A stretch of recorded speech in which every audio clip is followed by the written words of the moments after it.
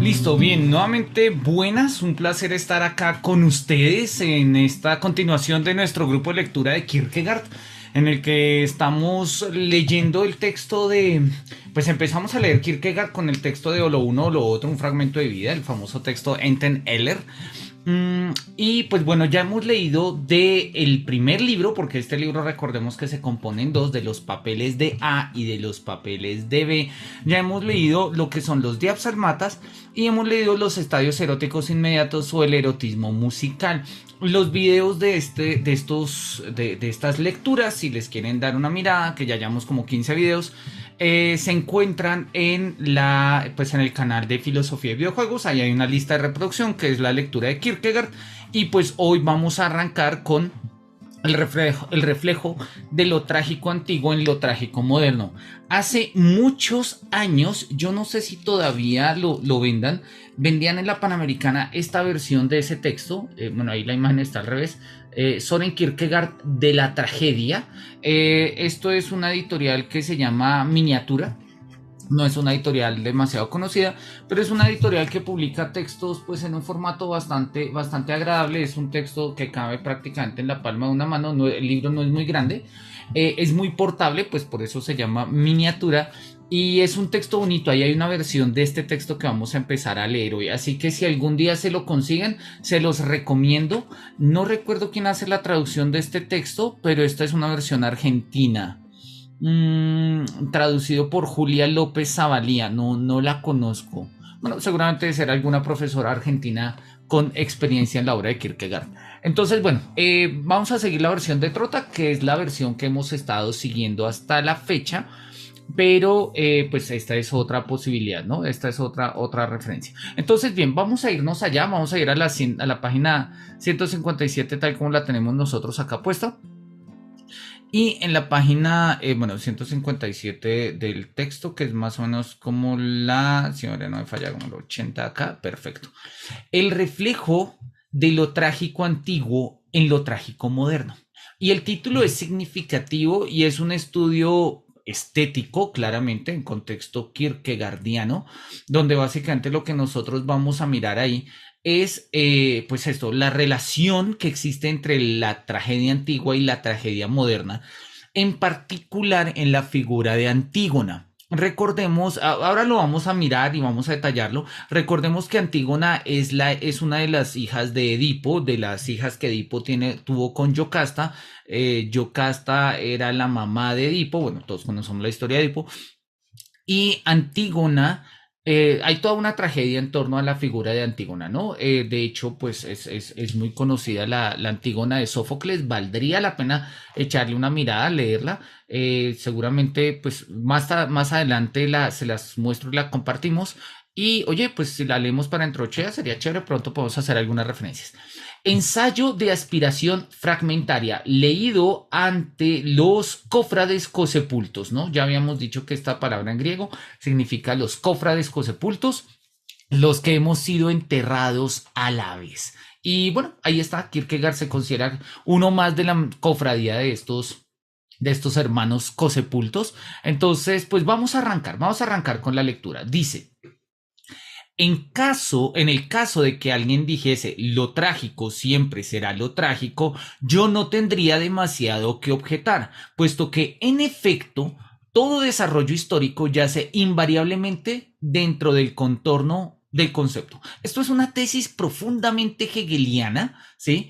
Y pues Kierkegaard la está parafraseando, parte de manera un tanto irónica, pero sí.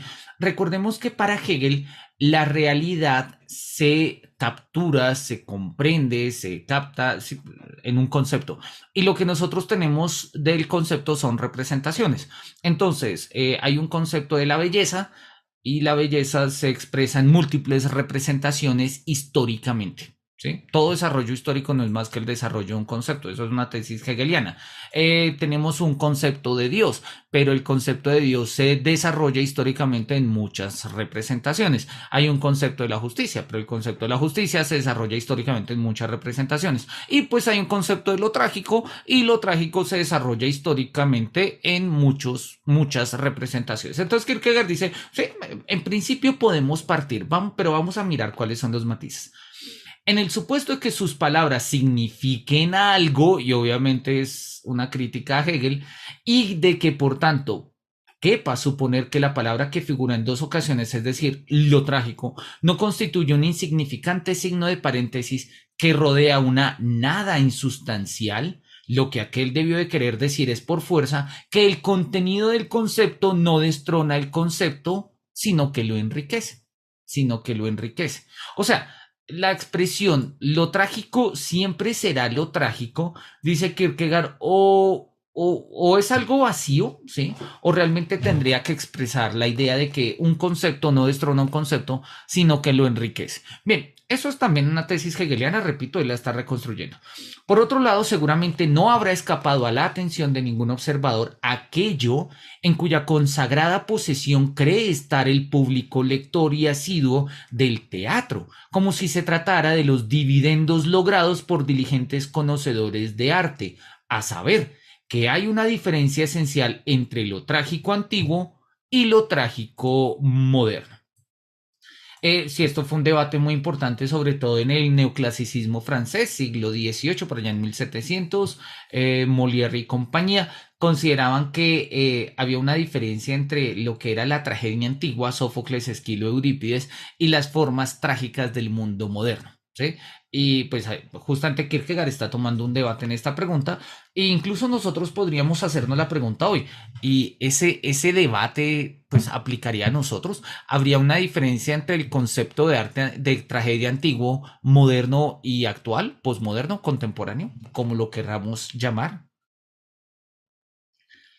Si ahora alguien insistiera en hacer valer la diferencia absoluta entre ambos y primero a traición y luego quizás a la fuerza irrumpiera entre lo trágico antiguo y lo trágico moderno, su comportamiento no sería menos absurdo que el del primero, ya que pretendería que la base firme que tanto necesita es lo trágico mismo, y que esta base estaría tan lejos de poder disociarse que aunaría justamente lo trágico antiguo y lo trágico moderno. Algo que debe alertarnos contra esta unilateral tentativa de disociación es el hecho de que los estetas vuelven siempre a las determinaciones y a los requerimientos planteados por Aristóteles para con lo trágico, considerando que estos agotan dicho concepto. Debe alertarnos, también e incluso mucho más, eso que ha de sobrecoger a cualquiera con una cierta tristeza, a saber que la representación de lo trágico permanece esencialmente inalterada por más que el mundo haya cambiado, del mismo modo que llorar sigue siendo indefectiblemente natural al ser humano. Claro, lo que está diciendo acá Kierkegaard y le llama poderosamente la atención, me gusta esta idea de el paralelismo con el llorar. Lo que él está diciendo acá es muy simple. Dice, mira, hay personas que dicen que lo trágico antiguo es como lo trágico, o sea, lo trágico siempre será lo trágico, pero diferencian entre trágico antiguo y trágico moderno. Pero para diferenciar entre trágico antiguo y trágico moderno, debes tener una noción de lo que es la tragedia. Y por lo general, esa noción de lo que es la tragedia la tomas siempre de la tragedia antigua y básicamente de las referencias a Aristóteles. Entonces, esta distinción puede realmente no ser o sea, puede ser más bien una confusión que una distinción. Y más bien habría que mirar, pues, más que una distinción, quizás una relación, quizás una vinculación, una coincidencia, mirar otras cosas, ¿no? Sigamos. Si bien esto puede tener un efecto tranquilizador para quien no desea divorcio alguno entre las dos formas de tragedia, cuando menos ruptura alguna, en ello reaparece la misma dificultad que acababa de ser rechazada bajo un aspecto nuevo y casi más peligroso. El hecho de que se vuelva permanentemente a la estética aristotélica no responde solo a un deber de cortesía o a la fuerza de la costumbre. Y esto lo admitirá con toda seguridad cualquiera que tenga alguna noción de la estética moderna y que gracias a ello pueda comprobar cuán escrupulosamente se ciñe este ámbito a los ejes trazados por Aristóteles, los cuales siguen estando todavía vigentes en la estética moderna. No obstante, bueno, o sea, ahí le está diciendo, vuelve y juega, ¿no? Cuando queremos definir estos cánones de la estética, sobre todo en el ámbito de la tragedia, por más que queramos decir que hay algo propio de la tragedia moderna, lo seguimos leyendo a la luz de la tragedia antigua, a la luz de Aristóteles. No obstante, tan pronto como nos aproximamos a estos, aparece enseguida la dificultad. Las determinaciones son de índole general, y si bien en este sentido uno puede acordar con Aristóteles, en otro sentido puede, sin embargo, estar en desacuerdo. Para no anticipar el consiguiente desarrollo, mencionando ya ejemplos de lo que ha de constituir su contenido, prefiero dar a conocer mi opinión, haciendo la correspondiente observación con respecto a la comedia, no a la tragedia, sino a la comedia.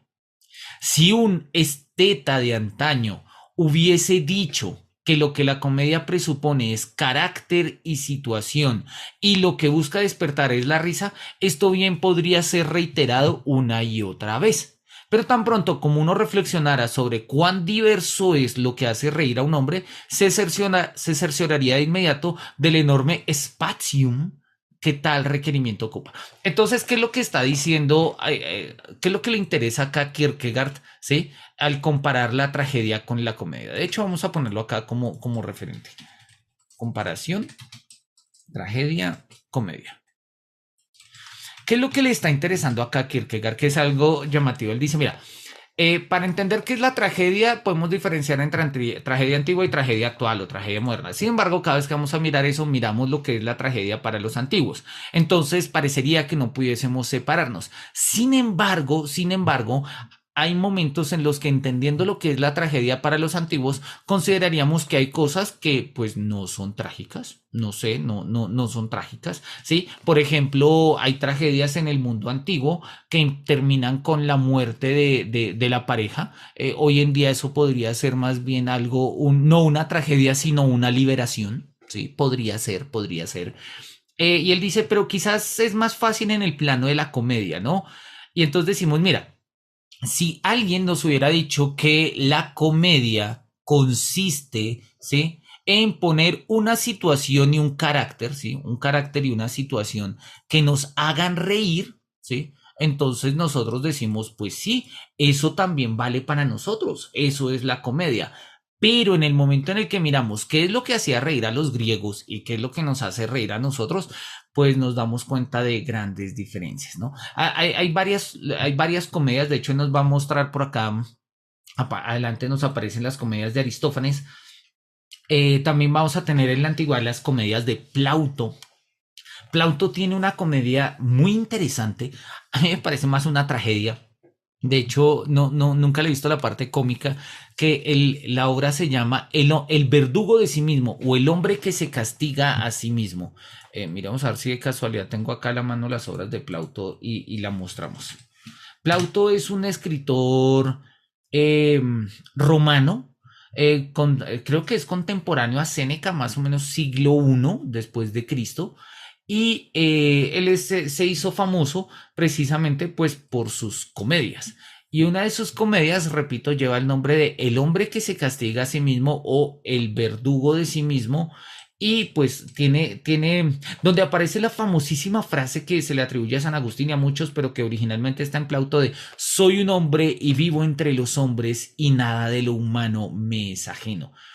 Sí, la idea de Plauto es, o sea, lo que parecería una comedia en el mundo romano podría ser la realidad de nuestro mundo, digamos, de nuestro mundo tardío capitalista, posmoderno, de capitalismo líquido, como ustedes lo quieran llamar, donde sí, nosotros vivimos básicamente siendo los verdugos de nosotros mismos. No comemos lo que queremos, no dormimos cuanto queremos, trabajamos donde no nos gusta, ¿sí? No nos la llevamos bien con las personas que queremos, ¿sí? Nos la llevamos bien con las personas con las que no nos caen bien, con nuestros jefes y demás. Somos verdugos de nosotros mismos. Y a mí mí esta lectura me parece interesante porque, oye, no tengo las tragedias de Plauto, voy a buscarlas, pero bueno, rápidamente buscamos la referencia acá de Plauto puede ser en Wikipedia. Denme un segundito, hacemos compartimos la imagen. Acá está Plauto, comediógrafo, vivió en el siglo II, realmente siglo II después de Cristo, y tiene una serie de obras, repito, ¿sí? Ahí donde está quizás como sus comedias, ¿no? Las comedias de Plauto. Miremos a ver, acá está Siria el Mercader, Antifrión, los dos, el soldado fanfarrón, no sé, el joven cartaginés, verdugo de sí mismo. Bueno, no me acuerdo, el hombre que se castiga. No tengo ni idea cuál sea la versión. La versión que yo me leí decía El verdugo de sí mismo y pues la leí hace mucho tiempo. Saqué el libro de la Luis Ángel Arango. Cuando tengan tiempo, échenle una mirada a Plauto. Luego más adelante, cuando suba acá el video, pongo la foto de la portada del libro de Plauto. Miremos a ver si incluso nos lo pone acá. Plauto, verdugo de sí mismo. Bueno, acá está, realmente es el Eautotimoremunes. Bueno, en fin, el enemigo de sí mismo o el verdugo de sí mismo es una comedia escrita por Plauto. Sí, este es el quid. Bueno, no sabía el nombre en latín. Eautotimorumenos. Bueno, no sé. Yo creo que así como Kierkegaard le escribe a los cofrades cosepultos, nosotros podríamos que escribirle a los geautontimorúmenos, ¿sí? Aquellos que se castigan a sí mismos, aquellos que son verdugos de sí mismos, aquellos que se atormentan a sí mismos. Oye, yo creo que esa es una muy buena metáfora del mundo contemporáneo. Y aquello que era comedia en el mundo antiguo hace 18 siglos, 19 siglos, para hoy podría ser o una tragedia o directamente un cuadro de realismo, ¿no? Bien, volvamos al texto de Kierkegaard. Dice, hay un espacio entre lo que es lo que da risa a los antiguos y lo que da risa a los modernos, claramente. Quien alguna vez ha hecho de su propia risa y la de los demás objetos de observación, quien en tal empeño no ha tenido a la vista lo casual, sino lo general, quien ha advertido con interés psicológico cuán diverso es lo que despierta la risa en cada edad de la vida, se convencerá con facilidad de que el inmutable requerimiento para con la comedia, a saber, que debe despertar risa, contiene en sí mismo un alto grado de mutabilidad dependiendo de la diversidad de representaciones de lo irrisorio dadas en la conciencia universal, sin que, no obstante, esta diversidad llegue a ser tan difusa que su correspondiente expresión en el campo de las funciones somáticas obliga a la risa a manifestarse en llanto. Esto mismo puede aplicarse a lo trágico. Entonces, claro, lo que Kierkegaard nos está diciendo acá, desde el quién, y ponemos esto más largo porque todo el párrafo nos está hablando de esto. Lo que Kierkegaard nos está diciendo es claro y creo que nosotros lo vemos. Cuando nosotros vemos comedia, en particular, no sé, comedia gringa, nos damos cuenta que hay cosas que no nos parecen chistosas. Hay cosas en las típicas comedias que no son tan divertidas, no son pues, o sea, como cómicas, así, como brutalmente cómicas, no lo son. Y Kierkegaard lo sabe, él dice, mira, no quiere decir que no haga parte de lo cómico, pero de todas maneras, ¿sí? Entendemos que hay una gran variedad, ¿sí? Hay una especie de gran abanico, él lo dice, una diversidad de representaciones de lo irrisorio, dada la conciencia universal, y de esta manera, pues, si bien lo cómico implica que carácter y situación dan risa, por poner una definición genérica que pone Kierkegaard, pues hay muchas formas de comedia. Lo mismo pasa respecto a la tragedia. No deja de ser trágica, pero hay muchas formas de tragedia también. Aquello que ahora ha de consistir, perdón, acá nos acaba de llegar José Luis, un gusto saludarte, José Luis. Qué gusto que nos acompañes hoy. Aquello que ahora Aquello que ahora ha de constituir sobre todo el contenido de esta breve investigación no es tanto la relación entre lo trágico moderno y lo trágico antiguo, sino que ha de ser un intento de mostrar cómo la particularidad de lo trágico antiguo permite ser integrada en lo trágico moderno, de manera que lo verdaderamente trágico se haga visible.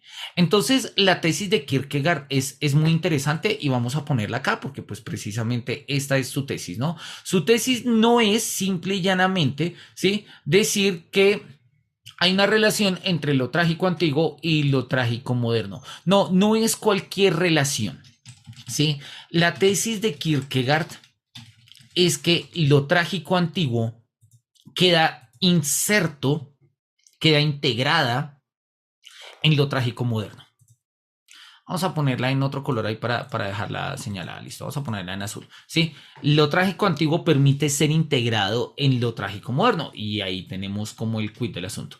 De manera que lo verdaderamente trágico se haga visible. Ahora bien, por más que yo me esfuerce en que se haga visible, procuraré mantenerme al margen de toda profecía donde se muestre como aquello que nuestro tiempo requiere, con lo cual su aparición carecerá por completo de consecuencias, tanto más cuanto más brega nuestro tiempo por lo cómico. ¿Sí? Entonces, mira, no me va a poner acá a hacer como una especie, dice Kierkegaard, de mandamientos de la tragedia para el mundo contemporáneo. No va de eso nuestro trabajo. La existencia se encuentra socavada hasta el límite por la duda de los sujetos y el aislamiento prevalece siempre, algo que uno puede comprobar con solo poner atención en las múltiples aspiraciones sociales. Y eso vale en la época de Kierkegaard y vale para nosotros. Las aspiraciones sociales, en efecto, son tanto un testimonio del aislado esfuerzo en nuestro tiempo por llegar a contrarrestarla, cuanto en la tentativa de contraponerse a ella en un modo irracional.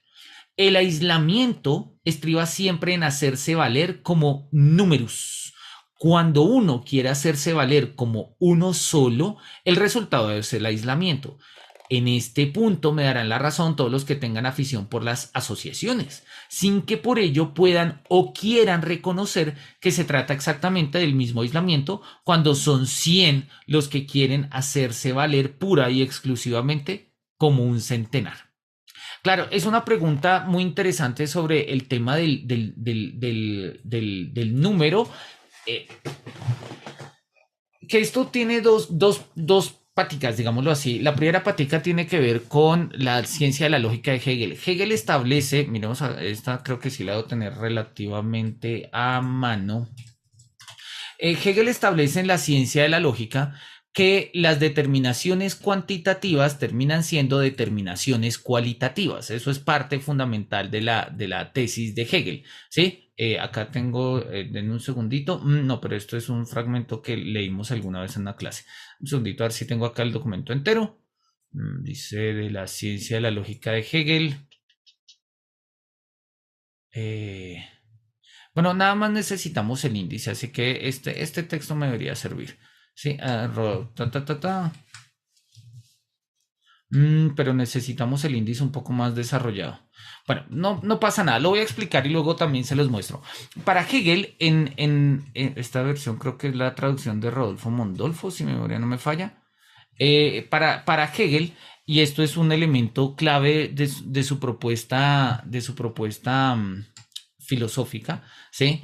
Para Hegel, la cantidad no es más que una forma de determinación de la cualidad y viceversa. O sea, ahí es donde juega la dialéctica hegeliana, ¿no? De hecho, nosotros lo vemos un poco en estos términos, ¿sí? Hegel justamente cuando habla del ser determinado como tal al comienzo del segundo capítulo de la ciencia de la lógica, nos habla cómo el ser se determina y una forma es determinarse cuantitativamente y otra es determinarse cualitativamente. Pero para Hegel, la suma de determinaciones cuantitativas genera cambios cualitativos. Lo cual pues, es cierto, o sea, en los ejemplos que pone Hegel y demás, aun cuando claramente puede ser discutible. Kierkegaard considera que esto, pues primero es una especie de aberración, ¿sí? Y segundo, cuando nosotros lo miramos en ciertos contextos existenciales carece de sentido. Porque una cosa, y lo dice ahí, el aislamiento estriba siempre en hacerse valer como un número, o sea, en términos cuantitativos. Cuando el aislamiento tiene una dimensión cuantitativa, es diferente el aislamiento de uno que el aislamiento de 100. El número como tal es siempre indiferente y sigue siendo indiferente por más que se trate de uno o de 1000 o de todos y cada uno de los habitantes del mundo numéricamente determinados. Él lo había dicho ya en el texto de los estadios eróticos inmediatos o el erotismo musical, cuando habla de las 1003 mujeres con las que ha estado Don Juan, ¿no? Según Leoporelo, que es el que lleva las cuentas. Y él dice, mira, que Leoporelo lleve las cuentas, habla de Leoporelo. Yo creo que Don Juan no llevaba las cuentas. ¿Sí? Dice Kierkegaard, y no llevaba las cuentas no porque no es un tema cuantitativo. Don Juan no es un seductor por cuántas ha seducido, porque en el momento, para Don Juan, el momento de la seducción siempre es nuevo, siempre es único, ¿sí? Siempre es completamente, pues eso, único e irrepetible.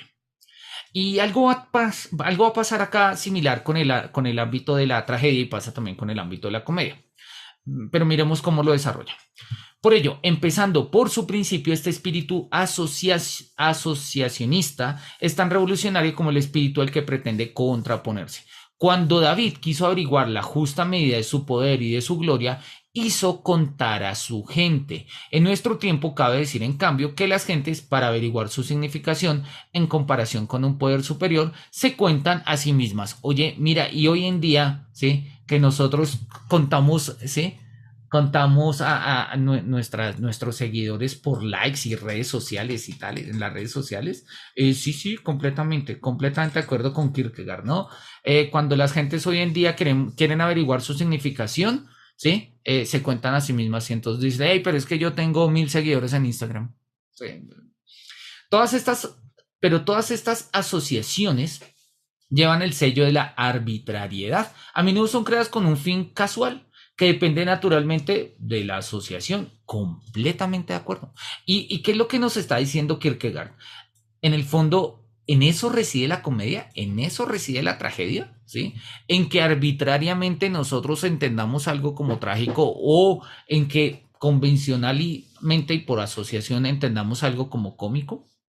De este modo, todas las asociaciones prueban la disolución de nuestro tiempo y contribuyen ellas mismas a acelerarla. Son un microbio en el organismo estatal que indica la disolución del mismo. ¿En qué momento empezaron a proliferar las hetairías en Grecia, sino cuando el Estado estaba en camino de disolverse? Hetairías, no tengo ni idea qué es, miremoslo, creo que esto era... Hetairías, no, perdón, esto tiene que ser más adelante. Más atrás, perdón. Me pasé. Las etairías, dijimos que era la asociaciones políticas de Atenas a finales del siglo V. Bueno, no dice mucho, no dice mucho. Ahí tenemos la nota, ¿no? Podríamos mirarlo luego con calma. Repetimos, ¿en qué momento empezaron a proliferar las hetairías en Grecia, sino cuando el Estado estaba en camino de disolverse? ¿Acaso no guarda nuestro tiempo una flagrante similitud con aquel tiempo que ni el mismo Aristófanes pintó más irrisorio de lo que en realidad era? ¿No se ha aflorado en lo que hace a lo político el lazo que de modo invisible y espiritual mantenía la unidad de los estados? ¿Y acaso no está debilitado y hasta aniquilado el poder que en la religión sostenía lo invisible? ¿Y acaso no tienen en común los hombres de estado y los de iglesia el no poder cruzar la mirada sin sonreírse el uno al otro como antaño los augures? Es cierto que nuestro tiempo aventaja en una característica de los tiempos de Grecia, a saber que está más apesadumbrado y por ello más profundamente desesperado. Pero yo no sé hasta qué punto eso sea una ventaja, ¿sí? Pero pues Kierkegaard lo pone en estos términos, ¿no? Y es cierto, claramente si nosotros quisiéramos mirar la diferencia entre el teatro griego y nuestro teatro, o entre la tragedia antigua y la tragedia moderna, o en su comedia, pues tenemos que darnos cuenta que nuestra época está más apesadumbrada y más profundamente desesperada.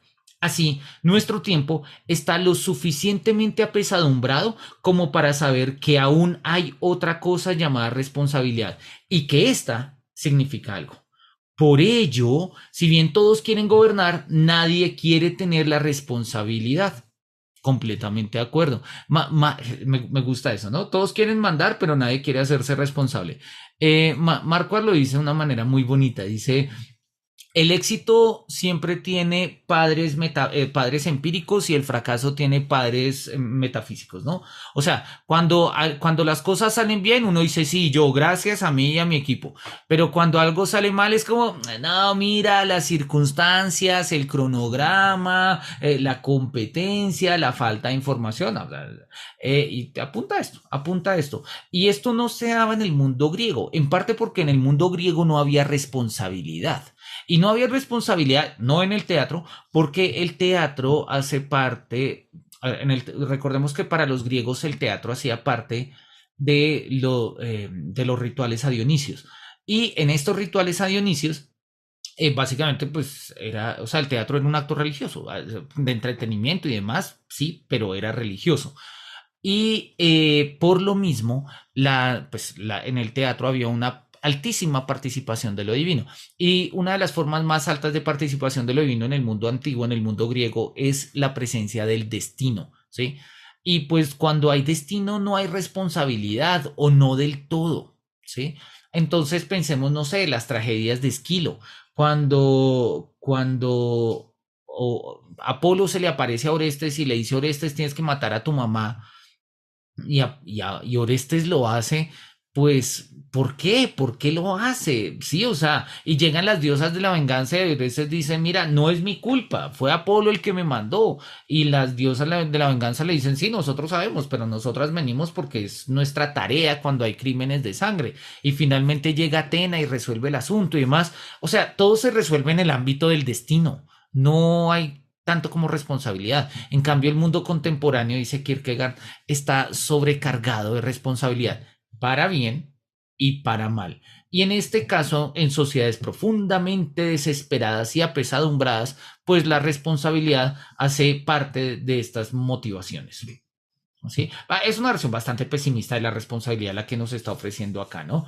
Pero que va a tener eco en la teoría de Sartre de la responsabilidad, de cómo somos responsables de nuestras propias acciones, y justamente Sartre en esta postura va a encontrar como un bright side, ¿no? Un lado bello, un lado luminoso, y va a decir, precisamente porque somos responsables, podemos ser dueños de nuestra propia vida. Por eso hay que imaginarse a Sísifo dichoso en el fondo, es como el punto. Bien, volvamos. Aún se conserva fresco el recuerdo de aquel estadista francés, quien habiéndose una vez ofrecido una cartera tras otra, declaró que aceptaría, pero bajo condición de que el secretario de Estado asumiera la responsabilidad. Como es sabido, el rey de Francia no es responsable. En cambio, el ministro sí lo es. El ministro no quiere serlo, pero quiere ser ministro, a cambio de que el secretario de Estado cargue con la responsabilidad. Naturalmente, la cosa acaba por fin en que los serenos o los alguaciles asumen la responsabilidad. Y no sé, claro que sí, mira, y esto que pasa en el mundo contemporáneo, en el mundo actual, pues ya Kierkegaard lo está mostrando desde antes, ¿no? La responsabilidad se delega, se delega, se delega, y nunca la tienen los de arriba, siempre la tienen los de abajo. ¿No sería esta historia al revés de la responsabilidad un tema digno de Aristófanes? Completamente, o sea, si nosotros miramos, vista esta dinámica de la responsabilidad al revés, es un tema profundamente cómico, profundamente cómico. Por otro lado, ¿por qué asusta tanto al gobierno y a quienes gobiernan cargar con la responsabilidad, sino porque temen a un partido atacante que indefectiblemente y según un patrón similar se quita de nuevo la responsabilidad de encima? Cuando uno se imagina a estos dos poderes enfrentados, incapaces, empero, de abordarse mutuamente porque uno evita indefectiblemente al otro, uno solo figurando ante el otro, está claro que el planteamiento no deja de estar dotado de potencial cómico. Sí, o sea, es una, sí, total. Y yo creo que yo estoy completamente de acuerdo con Kierkegaard, ¿sí? Nuestras dinámicas políticas, sociopolíticas, político-económicas incluso, ¿sí? Tienen un potencial cómico único y en el fondo es esta dinámica de cómo delego una responsabilidad que no puedo delegar, pero la creencia de que la he delegado me hace creer que pues está delegada, ¿sí? Entonces es lo que, no sé, por ejemplo, pasó en posturas como las de la pandemia. Entonces, en ese momento el presidente Duque dijo, no vamos a cerrar los aeropuertos, ¿sí? y pese a la pandemia, Claudia López dijo hay que cerrar los aeropuertos y entonces empezaron a delegar unas responsabilidades y demás que claro, nosotros en el contexto de una pandemia lo vemos como una tragedia, pues porque era el contagio y la vulnerabilidad y etcétera, la salud, pero en el fondo es una postura profundamente política y por eso lo dice Kierkegaard, vista al revés, ¿sí? Vista al revés, ¿no es eso cómico? O sea, yo claramente podría hacer una comedia en la cual un alcalde y un presidente no se entiendan y generen todas las locuras que generaron en la pandemia acá. Y eso que nosotros vivimos de manera, pues, dramática, ¿sí? Claramente podrían ser representadas de manera cómica. Y de hecho hoy en día nosotros volvemos sobre esos recuerdos y decimos, qué locura. Sí, claro, en ese, qué locura, en esa expresión de que decimos, qué locura, hay un potencial cómico profundo. Volvamos. Todo esto muestra con creces que lo que propiamente mantiene al Estado Unido está disuelto. Pero el aislamiento a que da lugar es naturalmente cómico, estribando lo cómico en que la subjetividad quiere hacerse valer como mera forma. Cualquier personalidad aislada se vuelve cómica por el hecho de querer hacer valer su carácter casual por encima de la necesidad del desarrollo. Leamos esto de nuevo. Cualquier personalidad aislada se vuelve cómica por el hecho de querer hacer valer su carácter casual por encima de la necesidad del desarrollo. Está fuera de toda duda que permitir a un individuo casual hacerse con la idea universal de querer ser el libertador del mundo entero entrañaría la más honda comicidad. Y ahí tenemos, bueno, grandes obras de este tipo, ¿no? Quizás y alguien que lo hace de manera muy lúcida, precisamente en términos donde está acá el ejemplo, ¿sí? Es esta famosa película de Cantinflas, que se llama El Gran Dictador, creo que es. Cantinflas. Sí, tal cual. Ah, no, pero esto no es Cantinflas, perdón, es que Cantinflas, esto es de Chaplin. ¿Sí? El Gran Dictador, es que Cantinflas, perdón, qué pena, ¿sí? El Gran Dictador, donde pues obviamente, a ver, es una película que nace obviamente para burlarse de la figura de Hitler, ¿sí? Al año 1940. Y es una película muy interesante, donde pues básicamente pues se está caricaturizando precisamente el personaje del Führer. ¿Y qué es el Führer? Pues es eso, es un individuo que está por encima de cualquier desarrollo, pero que considera que él es el salvador. Y en ese sentido, pues tenemos una dinámica, o sea, podríamos presentarlo como comedia. La presencia de Hitler no fue cómica para los miles de millones, para los miles y los millones de judíos asesinados, para los miles y millones de musulmanes, de cristianos, de comunistas, de anarquistas, de personas de distintas razas, ¿sí? Obviamente eso no fue un chiste y Kierkegaard acá no está queriendo hacer chistes con lo que no es, además que Kierkegaard es del siglo anterior. Pero lo que Kierkegaard sí nos está diciendo, y eso es lo que me parece profundamente lúcido en su propuesta, es justamente como la idea, ¿sí? De un personaje que quiere aislarse, quiere ponerse por encima de la necesidad del desarrollo, ¿sí? Y asumir un carácter del libertador, pues tiene una dimensión cómica, puede tener una dimensión cómica de por qué te vas a saltar por encima del mundo. E incluso eso lo va a llevar a Kierkegaard a una reflexión sobre Cristo en la cual pues va a establecer una distinción y nos va a hacer una distinción ahí de Cristo y luego del héroe trágico y tal. Pero miremoslo. Está fuera de toda duda que permitir a un individuo casual hacerse con la idea universal de querer ser el libertador del mundo entero entrañaría la más honda comicidad. Por el contrario, la conducta de Cristo es en cierto sentido la más honda tragedia, en otro sentido es infinitamente mucho más, porque Cristo llegó con la plenitud del tiempo y cargó con el pecado del mundo, algo que debe poner de relieve sobre todo en relación con lo que sigue.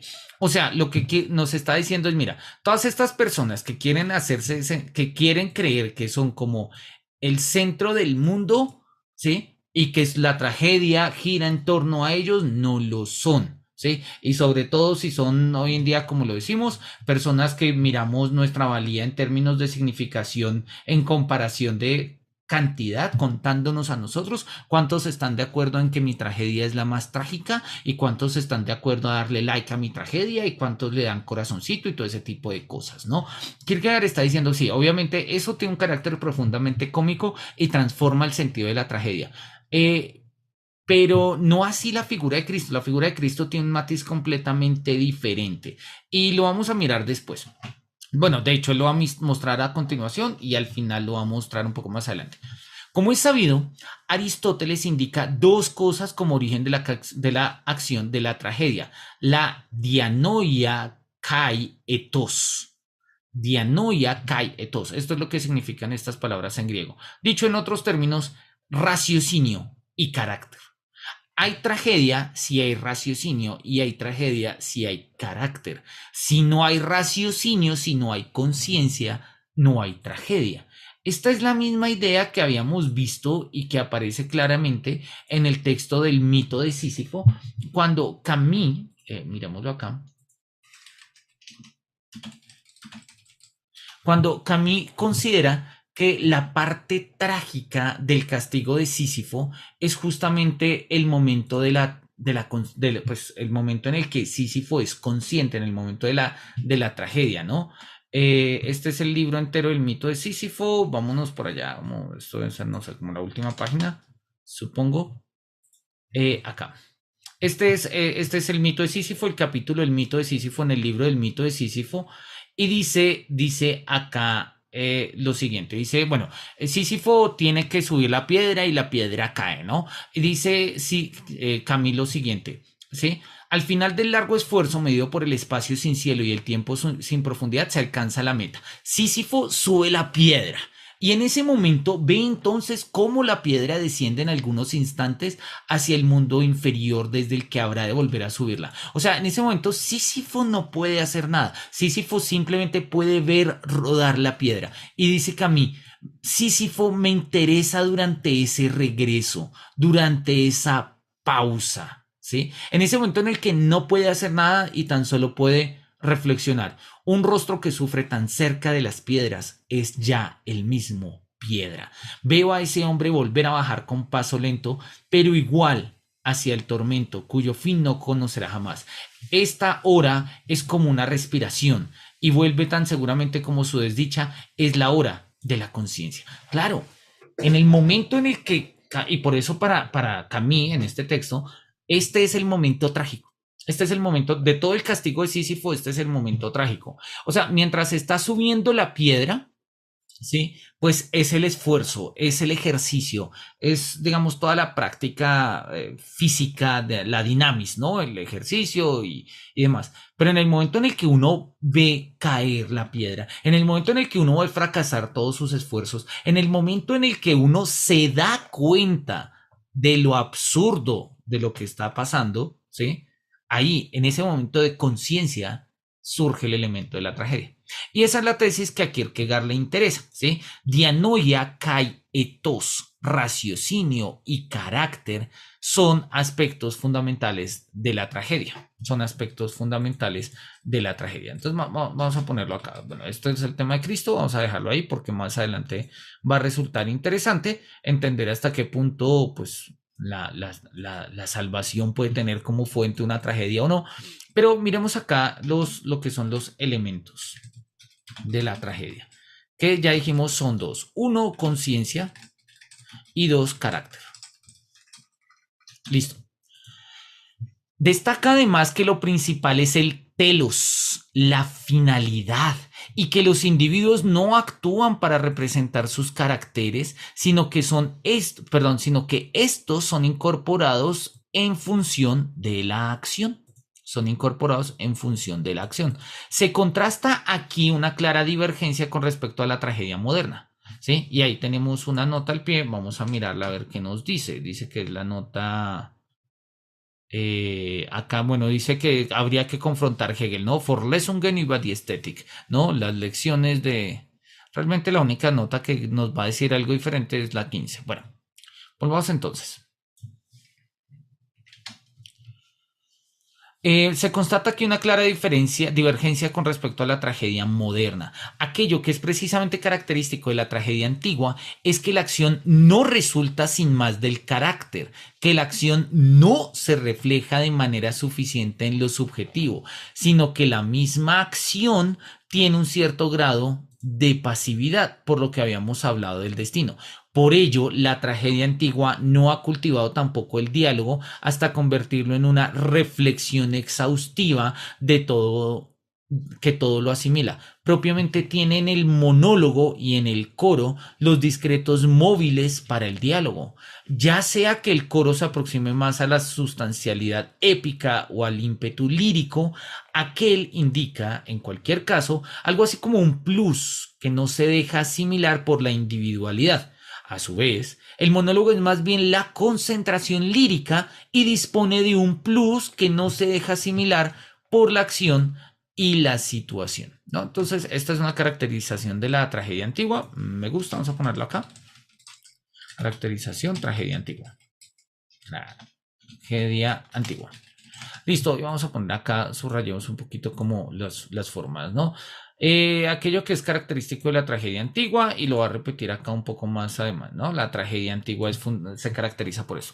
En la tragedia antigua, acá nos lo dice por tercera vez, la acción misma contiene un elemento épico, siendo en igual medida acontecimiento y acción. Esto radica naturalmente en que la antigüedad no contaba con la subjetividad reflejada sobre sí misma. Aunque el individuo se moviese libremente, se sostenía en cambio sobre determinaciones sustanciales, sobre el Estado, la familia, el destino. Claro, y por eso es que hablamos justamente de lo que habíamos hablado hace un momento, de cómo el héroe trágico del mundo antiguo, en el fondo es trágico precisamente porque tiene que cargar con un peso pero no con unas responsabilidades, ¿sí? Y eso es algo que pues le interesa. Son aspectos del Estado, como lo vamos a ver en la tragedia de los 7 contra Tebas, de la familia, como en el caso de Antígona, o el destino, como en el caso de Edipo Rey. Esta determinación sustancial es lo propiamente fatal en la tragedia griega y es lo que verdaderamente la caracteriza, ¿sí? Que creo que ya está completamente, ya lo hemos mencionado. No sé, si tienen alguna pregunta o inquietud, podemos o mencionarla o escribirla o la escribimos ahí en el chat, ¿listo? Ahí para José, para Adán, para Sandra y demás. Por ello, la caída del héroe no es una consecuencia sin más de su acción, sino que es además un padecimiento, mientras que en la tragedia moderna la caída del héroe no es en rigor un padecimiento, sino una obra. Entonces acá tenemos como el quid, digamos como una primera gran diferencia, ¿sí? Entre la tragedia antigua, primera gran diferencia, entre la tragedia antigua y la tragedia moderna. Mientras que en la tragedia antigua, ¿sí? Él dice, lo que acabamos de decir, la caída del héroe no es una consecuencia de su acción, ¿sí? No es sin más una consecuencia de su acción, sino que además es un padecimiento. En la tragedia moderna, la caída del héroe no es tanto un padecimiento, sino una obra. Pongamos ejemplos, pongamos ejemplos. Recordemos la tragedia de Edipo Rey, la antigua, Edipo Rey, ¿sí? Cuando nosotros miramos Edipo Rey, pues Edipo está siguiendo, así no lo sepa y así no lo quiera, está siguiendo el destino. Tiene que matar a su papá y tiene que casarse con su mamá, ¿sí? Pero no simple y llanamente es que él haga eso. Sí, o sea, no es simplemente la acción, no simplemente se ha casado con su mamá y ha matado a su papá, sino que ello genera un padecimiento inicial que tiene que ver eh, con la peste que hay en Tebas, ¿sí? Ante la cual él llama a Tiresias y que dinamiza toda la obra, y dos, finalmente con la escena brutal última en la que Edipo se saca los ojos con los broches que tenía su madre y esposa Yocasta después de que ésta se hubiese ahorcado, ¿sí? Entonces, Edipo tiene que, o sea, Edipo sufre. pero no solamente como consecuencia de la acción, ¿sí? De su acción, sino que es un padecimiento lo que dinamiza su tragedia. El padecimiento inicial, pues, de conocer una profecía que, pues, en la cual él es la, digamos, él es el desencadenante de una tragedia. Dos, el padecimiento que implica el hecho de haber llevado a cabo la muerte de su padre y digamos, eh, pues estas prácticas incestuosas con su madre, ¿sí? Que llevan justamente a que la ciudad de Tebas esté en la peste, bajo la peste, esté infestada. Y tres, la figura, pues, digamos, de Edipo sacándose los ojos. Entonces, lo propio de la tragedia griega tiene que ver con, ¿sí? O de la tragedia clásica, con el padecimiento del héroe. Mientras que en la tragedia moderna, básicamente la tragedia no es tanto un padecimiento, sino una obra. No es lo que el personaje sufre, es lo que ha hecho. Es lo que ha hecho. Y podemos verlo claramente en el Rey Lear. No sé si ustedes se hayan visto o se hayan leído la novela, perdón, la obra de teatro del Rey Lear de Shakespeare.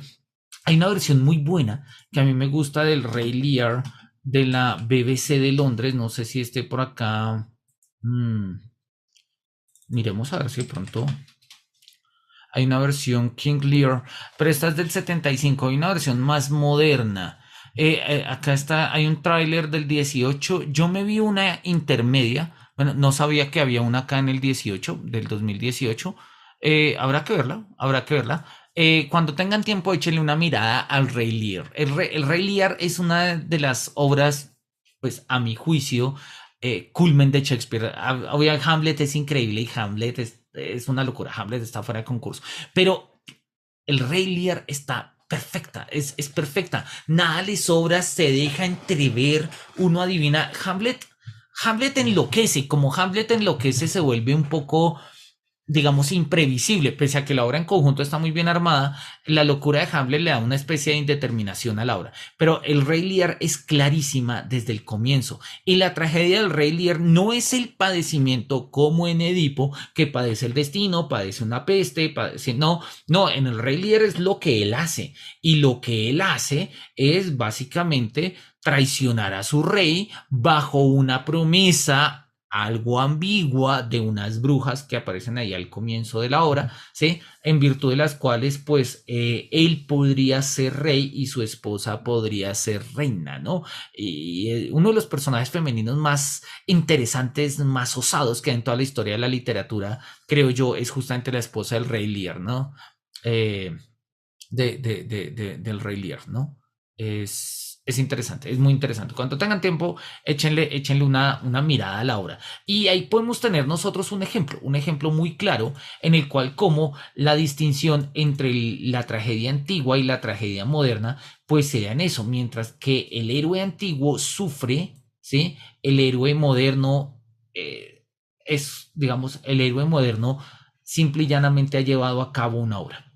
Por ello, en la modernidad la situación y el carácter son propiamente lo predominante, mientras que en el mundo antiguo el raciocinio y el carácter eran claves, ¿sí? En el mundo moderno es la situación y el carácter. Y entonces nosotros tenemos acá como una evolución de estas categorías, ¿no? Vamos a ponerle acá una línea para mostrar que esto está en relación y que tenemos como una evolución de la... Vamos a bajarle un poquito el brillo a la... Vamos a ponerlo acá como en 40, me parece bien. Listo. El héroe trágico se refleja de modo subjetivo en sí mismo, y esta reflexión no lo ha reflejado tan solo fuera de toda relación inmediata con el Estado, la estirpe y el destino, sino que a menudo lo ha reflejado incluso fuera de su propia vida anterior. Lo que nos ocupa es cierto momento concreto de su vida, en tanto que obra suya. Debido a esto mismo, lo trágico admite ser vaciado en la situación y en la réplica, porque ya no queda en absoluto nada inmediato. Por ello, la tragedia moderna no dispone de ningún proscenio épico, de ningún póstumo legado épico. El héroe se sostiene y cae por entero por sus propias obras. El héroe se sostiene y cae por entero por sus propias obras. Y este es el héroe trágico moderno, ¿sí? El héroe trágico moderno no es un héroe que cae por el destino, no es un héroe que cae por las condiciones familiares, ¿sí? Es un héroe que cae por lo que hace, ¿sí? O sea, es alguien que se cava su propia tumba, ¿no? Entonces, básicamente, el héroe trágico moderno. Trágico moderno. Listo. Lo que aquí acaba de ser desarrollado con brevedad, pero en suficiente medida, será significativo a la hora de dilucidar una diferencia entre la tragedia antigua y la moderna que considero muy importante, a saber, la diferencia genérica de la culpa trágica. Entonces Kierkegaard va a decir, bueno, entre todo esto me voy a centrar en algo que voy a llamar la culpa trágica. ¿Cuál es la culpa? O sea, ¿cuál es el sentido de culpa en el contexto, digamos, de una dimensión de tragedia? Vamos a ponerlo así, vamos a ponerlo en otro tono para que resalte. Vamos a ponerlo azul, ¿sí? Como es sabido, uy, se ve un poco feo, vamos a ponerlo, no sé, en verde, ¿será? Se ve igual. Bueno, como es sabido, Aristóteles requiere que el héroe trágico incurra en amartía, amartía realmente, error, culpa, ¿sí? Pero si en la tragedia griega la acción es una cosa intermedia entre el actuar y el padecer, también lo es la culpa, y en ello estriba la colisión trágica. Sin embargo, cuanto más reflexionada viene a estar la subjetividad, cuanto más vemos al individuo solo y abandonado a sí mismo desde una óptica pelagiana. Y oye, esto me interesa porque además el tema del pelagianismo me ha estado rondando desde hace poco. Justamente saqué de la universidad, denme un segundo. Justamente saqué de la Universidad de La Salle este libro, no sé si ahí lo pueden ver en la pantalla, ¿sí? Este libro se llama Pelagius, Life and Letters, ¿no? Es una compilación de las obras de Pelagio, las he estado mirando y de hecho voy a escanear, voy a digitalizar el texto porque no está en internet. Y oye, me pareció curioso que esté en la Universidad de La Salle, digo, porque pues no es común que este tipo de textos tan específicos estén en universidades católicas. Em, y voy a explicar rápidamente bueno, miremos qué es lo que nos dice de la propuesta pelagiana y lo explico y miramos un poco qué es lo que se está moviendo ahí. Porque en el fondo, Kierkegaard a lo largo de sus textos va a tener una discusión muy fuerte con la idea, con el problema del pelagianismo. Cita 8. Cita 8 relativo al pelagianismo, posición herética caracterizada por la negación del pecado original. Bueno, sí, pero es más que eso. El pelagianismo es más que eso. Leamos el texto y contextualizamos. Cuanto más reflexionada viene a estar la subjetividad, cuanto más vemos al individuo solo y abandonado a sí mismo desde una óptica pelagiana, más ética viene a ser la culpa. Si el individuo no está en posición de culpa alguna, se suprime el interés trágico, pues la colisión trágica es, en ese caso, enervada. Si, por el contrario, aquel se encuentra en posición de una culpa absoluta, carece de todo interés trágico para nosotros. Bien, la idea del pelagianismo es cierto, como lo dice la nota y al pie, la tesis elemental del pelagianismo es simple, no existe pecado original, de acuerdo, pero lo interesante son las consecuencias. El cristianismo, sobre todo desde San Agustín y demás, afirma y considera que hay un pecado original, es decir, cuando nosotros nacemos, venimos con culpa. Dice el Salmo 50, en la culpa nací, pecador me concibió mi madre. Eh, entonces, lo que está diciendo Kierkegaard es, a ver, nosotros podríamos ver de una u otra manera, ¿sí? Una lectura, una lectura pues digamos, de la perspectiva humana, ¿sí? En términos de estas culpas. ¿Qué pasa con la perspectiva pelagiana? Para el pelagianismo no hay pecado original, así que no hay una culpa de nacimiento, pero no solamente no hay una culpa de nacimiento, sino que porque no hay pecado original y no hay culpa de nacimiento, la posibilidad de ser buenos es pura tarea humana. O sea, no necesitamos de la gracia de Dios para ser buenos. No necesitamos de la gracia de Dios. Dios nos puede ayudar y se le agradece que nos ayude, pero eso no es criterio ni requisito para ser buenos. Nosotros, por nuestros propios medios, somos lo suficientemente capaces de lograr lo bueno. Y por eso muchos han caracterizado la ética moderna, la ética kantiana, y de ahí para adelante, y Kierkegaard lo reconoce en el concepto de la angustia, como una, o sea, como un pelagianismo, el pelagianismo moderno, donde nosotros consideramos que podemos ser buenos sin la necesidad de, pues, de nadie, ni de Dios, ni de la naturaleza, sino nosotros mismos podemos ser buenos. Y a ver, sí es cierto, esa es la teoría que hoy en día enseñamos en ética, de aquel que para ser bueno necesita de un, no sé, de castigos que se anuncian, de un Estado, de una mamá vigiladora, de un policía, de un Dios que castiga o premia, pues no es que sea bueno, está adoctrinado, sí, está entrenado. Ser bueno implica ser bueno al margen de todo ese tipo de cosas. En una reflexión muy general, esto obviamente es muy discutible, y eso es una doctrina y una tradición profundamente pelagiana.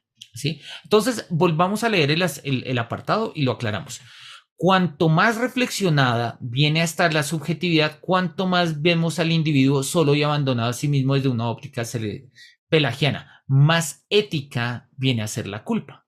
Si el individuo no está en posesión de culpa alguna, se suprime el interés trágico. Claro, si en el individuo no hay culpa, pues no hay interés, porque, pues no sé, pues porque no tiene la culpa de nada. Sí, o sea, entonces lo que simple y llanamente está padeciendo, pero padecer sin culpa, pues eso era propio de los esclavos. ¿Sí? Pues los esclavos eran aquellos que padecían sin culpa. Entonces, y Aristóteles lo dice precisamente en sus análisis de la tragedia tiene que ver siempre con personas cuya culpa les haga perder su grandeza. Y por eso Aristóteles lo va a decir de una manera bastante escueta y un poco, digamos, políticamente incorrecta hoy. Pues la tragedia siempre tiene que ver con el hombre grande, con la heroicidad, ¿sí? Con aspectos magnánimos, ¿sí? Un hombre genérico, ¿sí? Un esclavo, un trabajador. Eso no es trágico. La tragedia es de los héroes, de los reyes, de los sabios, de los santos, ¿sí? Nosotros que vivimos entre el montón, pues a nosotros no nos corresponde eso. ¿Sí? Y es un poco lo que está pensando acá Kierkegaard tratando de desentrañar estas tesis aristotélicas, ¿no? Entonces dice, si el individuo no está en posesión de culpa, se suprime el interés trágico, pues la colisión trágica es, en ese caso, enervada. Si, por el contrario, aquel se encuentra en posición de una culpa absoluta, carece de todo interés trágico para nosotros, ¿sí? Entonces, Kierkegaard va a mostrar que hay una tensión entre, o mejor dicho, sí, una tensión entre tragedia y culpa. Tragedia, culpa. Si hablamos de una culpa absoluta, pues no tiene sentido, carece de interés trágico, pues porque al final de cuentas todo lo que vaya a pasar pasa, pues sí. Entonces se vuelve hasta cómico, se vuelve hasta cómico, ¿no? O sea, si hablamos de una culpa absoluta, pero si hablamos de que carece de culpa, ¿sí? Si hablamos de que carece de culpa, pues tampoco es completamente trágico.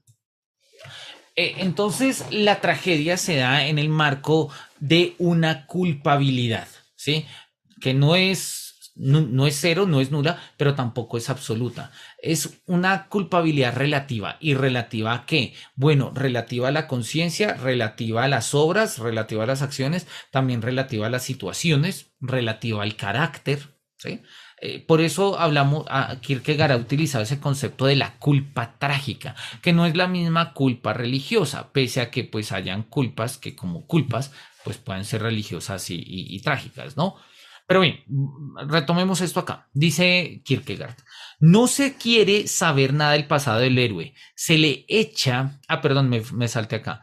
Por eso está claro que se trata un malentendido de lo trágico cuando nuestro tiempo se esfuerza por facilitar la transustanciación de lo fatal en individualidad y en subjetividad. No se quiere saber nada del pasado del héroe, se le echa su vida entera sobre sus espaldas, como si se tratara de su propia obra. Se le imputa absolutamente todo, transformando con ello también su culpa estética en ética. El héroe trágico viene entonces a ser vil y el mal objeto trágico, pero el mal no tiene ningún interés estético y el pecado no es un elemento estético. No hay duda de que este equivocado esfuerzo tiene su origen en el bregar de todo nuestro tiempo por lo cómico. Lo cómico estriba precisamente en el aislamiento, cuando se pretende hacer valer lo trágico dentro de los límites de aquel, lo que se obtiene es el mal en su vileza, no la falta propiamente trágica en su ambigua inocencia. No presenta dificultades en encontrar ejemplos de ello. Basta con echar un vistazo a la literatura moderna. Así, una obra de Grave, tan auténticamente genial en muchos sentidos, Faust und Don Juan, se basa en el mal. Bueno, ya habíamos visto cómo, sobre todo en el texto anterior, Kierkegaard establece unas relaciones muy interesantes, ¿sí? O unos paralelos muy profundos entre Fausto y Don Juan, que bueno, ahí están, ahí está el texto, podríamos volver sobre ello en otro momento. Esta relación de Fausto y Don Juan, dame un segundo porque la referencia me interesa. Eh, Don Juan, un Faust, se trata de la obra de Christian Tam. Vamos a ponerla acá como en cuadradito y vamos a subrayarla. En algún momento quisiera buscarla, ¿no? Se trata de la obra de Christian Dietrich Grave, Don Juan un Faust, eine Tragödie in fünf Akten. O sea, es una tragedia escrita en 1830 que, pues, me imagino que establece una relación de Fausto y Don Juan. No sé, no tengo ni idea. Valdría la pena mirarla. Bien, volvamos entonces. Ahora bien, para no argumentar desde un único escrito, prefiero mostrarlo en la conciencia general de toda la época actual. Si se quisiera representar a un individuo en quien los desgraciados avatares de la infancia hubiesen repercutido, perturbándolo, hasta el punto de que tales impresiones forzasen su caída, una cosa así no agradaría en lo más mínimo al tiempo presente. Y esto, naturalmente, no porque hubiese sido maltratado, pues se supone que tengo derecho a imaginármelo excelentemente tratado, sino porque nuestro tiempo aplica otra medida. Este no quiere saber nada de semejantes majaderías y hace sin más responsable de su vida al individuo. Claro, hace sin más responsable al individuo de su vida o de su vida al individuo. Y por ello es que a veces aquello que debería ser, digamos, no se ve culpa en aquello en donde pues, podría haber culpa, ¿sí? O viceversa, ¿sí? O se ve culpa en aquello donde no debería haber culpa. Volvamos a repasarlo puntualmente. Bueno, leámoslo y repasamos esta idea que es interesante. Si el individuo cae, no es que sea trágico, sino vil.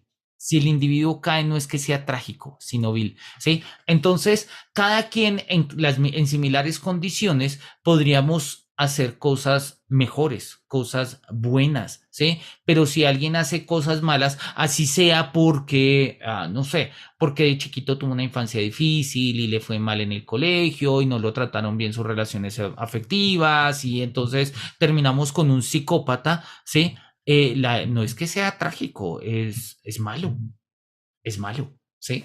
Entonces, en este caso, y vuelve Kierkegaard sobre su idea, la tragedia moderna no hace referencia tanto al carácter como a la acción, como a la obra. ¿Sí? Y lo hemos visto en el ejemplo de Hamlet, perdón, de Macbeth, del Rey Lear también, Macbeth, bueno, en fin.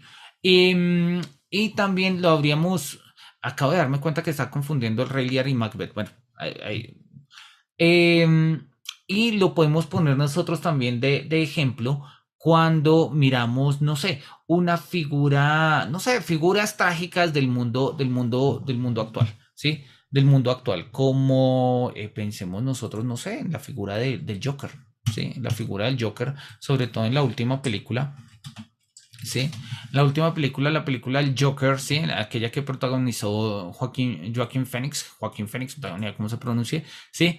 En esta película, donde nosotros vemos cómo de una u otra forma la transformación del personaje en este enemigo, ¿sí? Puede ser una perspectiva trágica, ¿sí? Y es una perspectiva trágica precisamente porque, pues bueno, porque no sé si se hayan visto la película o no, ¿sí? Pero es una película interesante, muy lúcida, muy bien tratada en ese sentido, ¿no?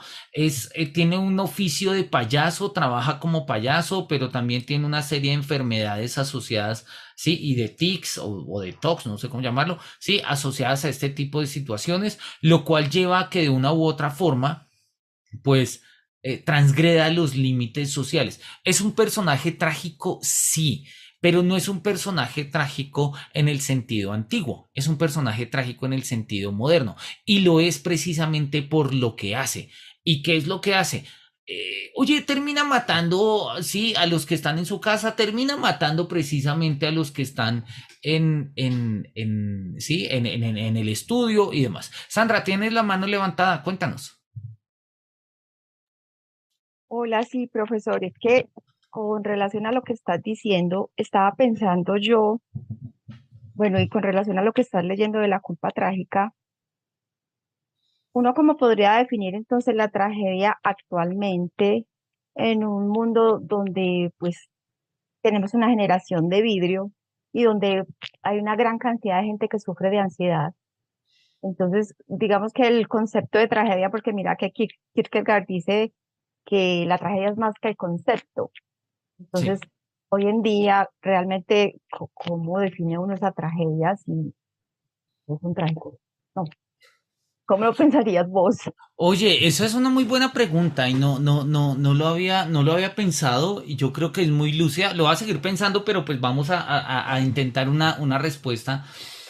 Bueno, dame un segundito, yo tengo, a ver, denme un segundito, entro un momentico acá a mi cuenta de Facebook que quiero mostrarles algo a propósito de, lo compartí ayer o antier, no me acuerdo en estos días, de las pendejadas que termina uno compartiendo acá por Facebook, esta, ¿sí? Creamos al Joker, creación del Joker en 1989, lo arrojamos en un, sí, en un basurero químico. Creación del Joker en el 2019, lo arrojamos dentro de la sociedad. El punto es en qué consiste la tragedia. La idea del Joker de 1989 es que él quedó deforme, ¿sí? Digámoslo así, quedó, comillas, mutilado. Mutilado no, porque no se le quitó ninguna extremidad, pero quedó deforme básicamente pues porque se quemó en ácido. Y eso es, en eso consiste su dolor. Pero su tragedia no consiste en estar deforme, ¿sí? Sino en cómo esta transformación lo lleva a él a hacer cosas. Recordemos la tesis que nos está diciendo Kierkegaard, ¿sí? Acá, que la tesis básica de la tragedia moderna, en la tragedia moderna, vamos a subrayarlo acá, la tragedia moderna, la caída del héroe, no es en rigor un padecimiento, sino una obra. No es en rigor un padecimiento, sino una obra. Es lo que el héroe hace. Hasta ahí vamos claros, ¿sí? Y en ese sentido, repito, a ver, personas que hayan tenido accidentes de trabajo, que hayan sido arrojados a espacios donde se puedan dañar, o sea, ha sido muchos. Personas que nosotros hayamos arrojado en la sociedad y hayan terminado, ¿sí? Pues como pues, personas caídas, muchas. Pero lo que termina caracterizando precisamente estas dos versiones del Joker son sus acciones. Por eso el Joker es, podríamos verlo en el ámbito de una tragedia o sería un héroe trágico contemporáneo. ¿Qué pasa? Y además porque cargan con una culpa, son conscientes de lo que hacen, ¿sí? Son conscientes, vuelvo y juega, dianoia, kai, etos, raciocinio y carácter, son conscientes de lo que hacen y saben que lo que hacen, pues lleva culpa y la cargan su culpa y la llevan precisamente por ello. ¿Qué pasa en la situación que tú ahorita estás poniendo y que parece profundamente lúcida, eh, querida Sandra? Y es en lo que se ha llamado generación de cristal, que puede ser una denominación despectiva, pero entendamos, hablemos de eso. Como no estamos en la universidad, podemos hablar de un poco políticamente incorrectos, ¿sí? Eh, Cuando nosotros hablamos de lo que es la generación de cristal, claramente hay una sustracción a la culpa, porque la idea es que nosotros no somos culpables de, ¿sí? Y no vamos a cargar con las culpas de, ¿sí? Y no solamente no somos culpables de, sino que insistentemente la corrección política y todos estos movimientos que se llaman como los movimientos woke, ¿sí? Pues eso, de estoy despierto, estoy activo y de las nuevas sensibilidades y demás, pues justamente se sustraen a la culpa, ¿sí? Pensemos ejercicios de revisionismos históricos como los que se han presentado últimamente. Acá en Colombia, por ejemplo, nosotros lo vimos, ¿sí? Hubo mucha, sobre todo durante el paro del 2000, del 2000, sí, de noviembre del 2020, 2021, 20.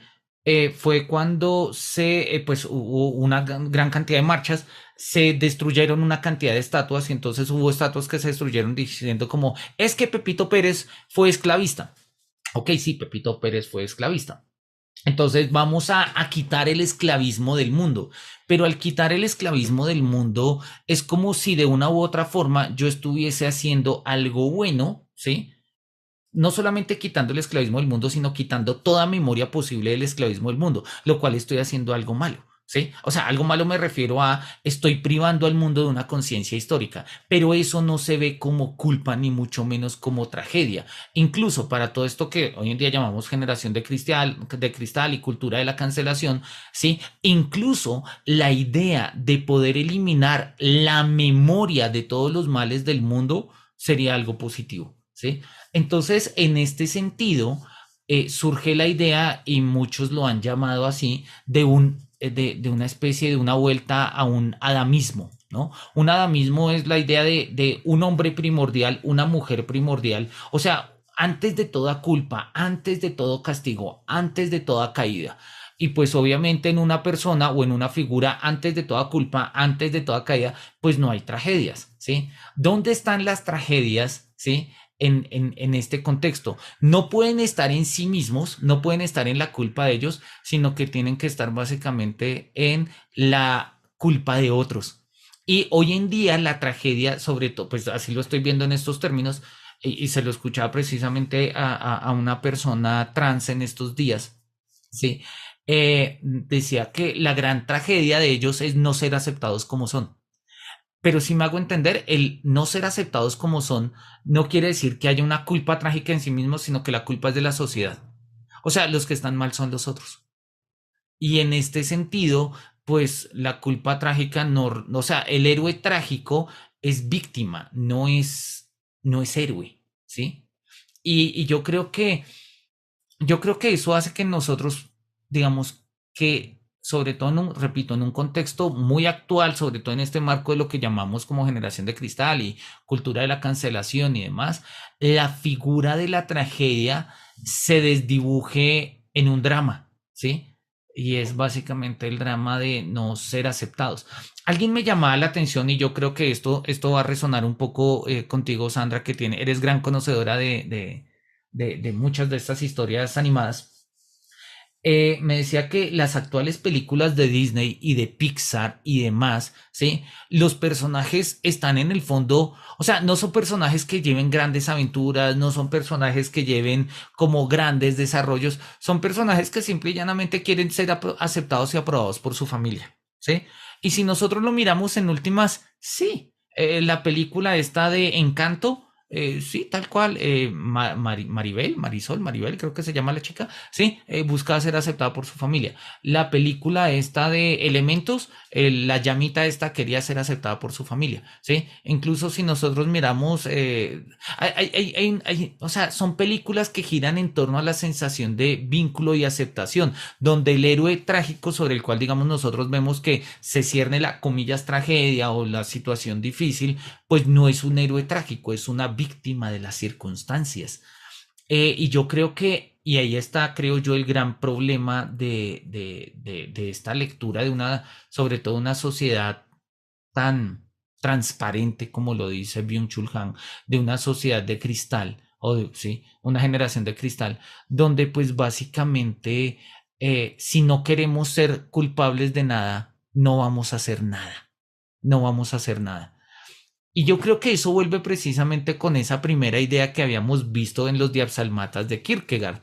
Kierkegaard dice que otros se quejen de que nuestra sociedad es mediocre, de que otros se quejen de que nuestra sociedad, ¿cómo es que lo dice ahí? Es de que no, se me olvidó, denme un segundito y lo buscamos, esto está en los Diapsalmatas y lo he recitado tantas veces que se me olvidó. Kierkegaard lo va a decir algo así que otros se quejen de que nuestra generación es mala, yo me quejo de que es mediocre, ¿no? Él lo dice... tun, tun, tun, tun, tun, tun, tun, tun, tun.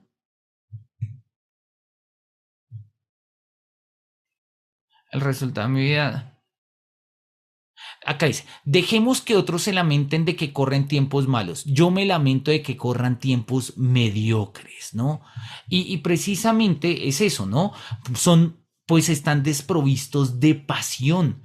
Los pensamientos de las personas son débiles y frágiles, como ellas mismas, patéticas. ¿Sí? Quizás en un gusano podrían ser significativas, pero no en un humano. Sus placeres son recatados, sus pasiones están adormiladas. Dice, por eso mi alma retorna siempre al Antiguo Testamento y a Shakespeare. Ahí se siente al menos que los que hablan son seres humanos. Se odia, se ama, se asesina a los enemigos, se condena a la propia descendencia y a toda la estirpe. Ahí se peca, ahí hay pasión.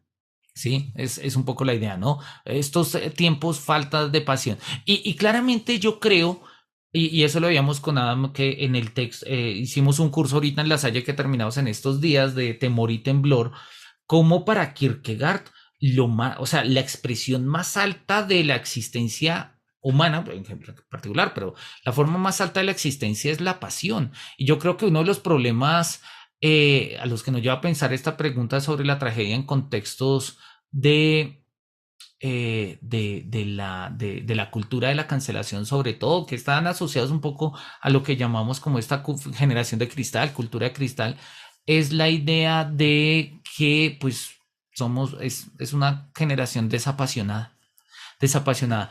O sea, esto me llama la atención, me llama poderosamente la atención. Hay un cuento muy bello que valdría la pena que nos leyésemos, Sandra, en algún momento, ¿sí? Y es un cuento de Cervantes que se llama Licenciado Vidriera. No sé si se lo han leído. Yo creo que es una muy buena metáfora de nuestra generación actual. Y, o sea, y de incluso en nosotros mismos en muchos sentidos, ¿no? Trata de básicamente, ¿sí? Bueno, acá nos cuenta la historia, se los cuento básicamente de qué va. El licenciado Vidriera es básicamente una persona, y ahí podríamos mirar si es trágico o cómico precisamente el asunto. El tipo cree que es de vidrio. El tipo cree que es de vidrio. Y como el tipo cree que es de vidrio, pues cree que se va a romper si se cae, ¿sí? O sea, claramente un cuadro de esquizofrenia. Pero en este sentido nosotros podríamos mirarlo de una persona que es de vidrio no se expone, ¿sí? No se expone ni a la grandeza, pero pues obviamente tampoco se va a exponer al peligro. Entonces el cuento cuenta pues sus historias, ahí tenemos la imagen, una representación de, no tengo ni idea, de Rosemary, del licenciado Vidriera durmiendo entre paja para no, pues para que nada le caiga y lo rompa y que él mismo no se rompa, ¿sí? Y si bien en el cuento obviamente es la locura del personaje, repito, podemos caracterizarlo como un caso de esquizofrenia, metafóricamente hablando, habla precisamente de esta concepción del ser humano como, pues, como la que queremos, como la de un ser perfecto, un ser sin mancha, un ser que no me pueden acusar de nada porque no tengo la culpa de absolutamente nada. Si yo rechazo el racismo, si yo rechazo el clasismo, si yo rechazo la xenofobia, si yo estoy a favor de la diversidad, si yo siempre estoy a favor de los animales, si yo estoy a favor de todas estas cosas que son reivindicativas y demás, pues claramente sí. Y digamos, no solamente estoy a favor, sino que, lo cual es moralmente válido y sensato y demás, ¿sí? Sino que ello implica que pues tampoco tengo compromisos, ¿sí? Profundos en hacer algo precisamente porque no voy a hacer nada que destruya nada de lo que hay, ¿sí? Entonces soy ajeno a toda culpa. Yo no voy a ser culpable de nada, ¿sí? Incluso ni siquiera soy culpable del mundo en el que vivimos, ¿sí? Voy al contrario a ser el salvador del mundo en el que vivimos porque ustedes están comiendo carne que contamina el medio ambiente, entonces yo soy vegetariano y cosas por el estilo. Esa sustracción profunda a la culpa, esa huida radical a eso que hemos llamado o que se ha llamado a ese adamismo primordial, a volver como si fuéramos Adán y Eva antes de todo pecado y antes de toda cosa, pues obviamente destruye el espacio de la tragedia, aun cuando visto desde fuera yo creo que genera otra dimensión trágica. Y yo creo que estamos muy cerca de lo que llamamos la generación de cristal o la sociedad de la transparencia, como lo llama Byung-Chul Han. Eh, Estamos muy cerca como para verlo precisamente como una tragedia. Pero yo creo que en sí mismo es una tragedia, porque no hay nada más culpable que hacer de la pretensión de inocencia un capricho, o sea, de enfatizarse y enraizarse caprichosamente en la presunción de inocencia, ¿sí?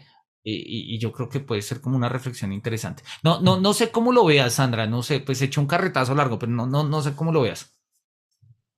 No, de acuerdo, estuvo muy bien la reflexión, muchas gracias. Pues no sé si es lo que dice Kierkegaard, pero pues como siempre digo, estamos acá para pensar con quienes han pensado. Entonces volvemos allí. ¿Listo? Bien, vamos a volver al texto y miramos a ver cuánto nos queda. Ya van a ser las y media. Tun, tun, tun, tun, tun. Y a ver, no, estamos como en mitad de un párrafo y para terminarlo nos va a quedar más. Bien, vamos a dejarlo ahí, vamos a dejarlo en la culpa trágica. Más bien dentro de 8 días volvemos a arrancar. Como les digo, el texto no es muy largo. Yo creo que hoy leímos alrededor de unas 6 páginas, de las 59 a las 64. Sí, más o menos unas 6 páginas. Entonces, la próxima sesión yo creo que podríamos, si bien terminarlo, si no nos quedará muy poco. Entonces, vamos a dejarlo ahí porque me interesa volver sobre la noción de la culpa trágica. Voy a echarle una mirada un poco. Sé que hay un texto en el Cambridge, no, en los Critical Assessment, que es una obra de comentario, de una recopilación de comentaristas de la obra de Kierkegaard, y hay un texto sobre el texto de la tragedia. Voy a echarle una mirada en el transcurso de esta semana y la próxima sesión pues traemos como algunas otras ideas de pues gente que ha leído esto también. ¿Listo? Bien, por mi parte no es más, no me resta sino agradecerles a ustedes que la invitación, que hayan aceptado la invitación, la bienvenida a Adán, que viene a un curso de lectura de Kierkegaard en la Universidad de La Salle, a Sandra, me saludas por allá también a todos tus compañeros, a José Luis Aguilera, también un gusto que estés aquí y pues también un gusto que pues tener acá en este espacio a todos los que vayan a ver estas lecturas en el canal de YouTube. No me resta sino desearles un feliz sábado, una casi feliz Navidad, ya en un mes Navidad, de hecho 25, sí, casi un mes. Y pues bueno, que los cielos decembrinos y de noviembre nos vean con su beneplácito. Hasta pronto.